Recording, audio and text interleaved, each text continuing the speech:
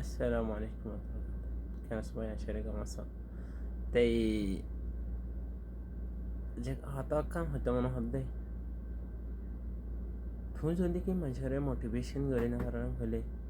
অনেক কথা ভালো আইডিয়া দি না পারার হলে তুই জিন্দগির মাঝে আর মোটিভেশন করে দেন নিপুণিলে তোমার কোনো মধ্যে হাস ন দিব তুই যাতে নাকি মানুষের অ্যাডভান্স মোটিভেশন দিয়ে পারিবা তার নাকি তুই